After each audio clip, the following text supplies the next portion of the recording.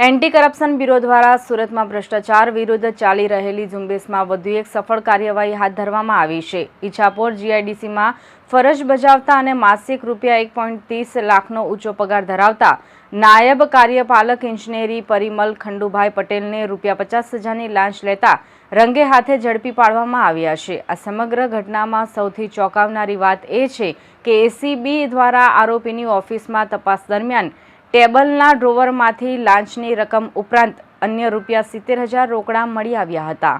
એસીબીની ટીમે જ્યારે પરિમલ પટેલને રૂપિયા 50,000ની લાંચ લેતા ઝડપ્યા બાદ તેમની ઓફિસનું સર્ચ ઓપરેશન હાથ ધર્યું ત્યારે આશ્ચર્યજનક વિગતો સામે આવી। આરોપીના ટેબલના ડ્રોવરમાંથી રૂપિયા 70,000 રોકડા મળી આવતા એસીબીની ટીમ પણ ચોંકી ઉઠી હતી। આ રકમ કયા હેતુથી રાખવામાં આવી હતી અને તેનો સ્ત્રોત શું છે તે અંગે હાલ તપાસ ચાલી રહી છે।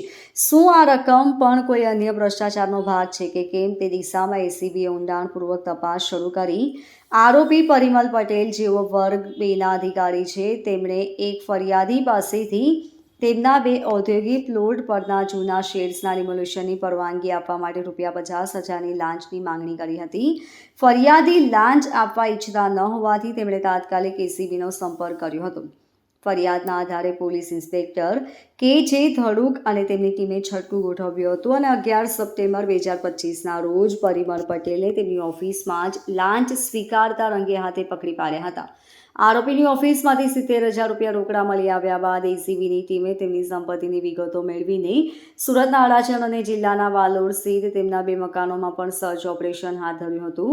આ સર્ચ ઓપરેશનનો મુખ્ય હેતુ તેમની અપ્રમાણસર સંપત્તિ અને આવકના સ્ત્રોતો શોધવાનો છે।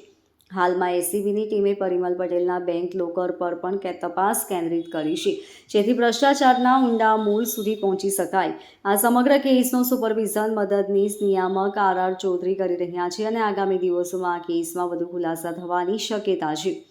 ગત રોજ એસીબીની ફરિયાદ મળેલી કે ઈચ્છાપોર ભાટપોર મુકામ જીઆઈડીસી મુકામે ફરિયાદીના 2 પ્લોટ હોય એમાં શેડનું બાંધકામ હોય એ શેડના બાંધકામનું ડિમોલેશન કરવાના અવેજ પેટે જીઆઈડીસીમાં ફરજ બજાવતા નાયબ કાર્યપાલક ઇજનેર પરિમલ ખંડુભાઈ પટેલ નાઓએ આ કામે ફરિયાદી પાસેથી હેતુલક્ષી વાતચીત કરી 50,000 રૂપિયાની લાંચની માગણી કરેલ જે તેઓ આપવા ઈચ્છતા ન હોય એસીબીનો સંપર્ક કરેલો।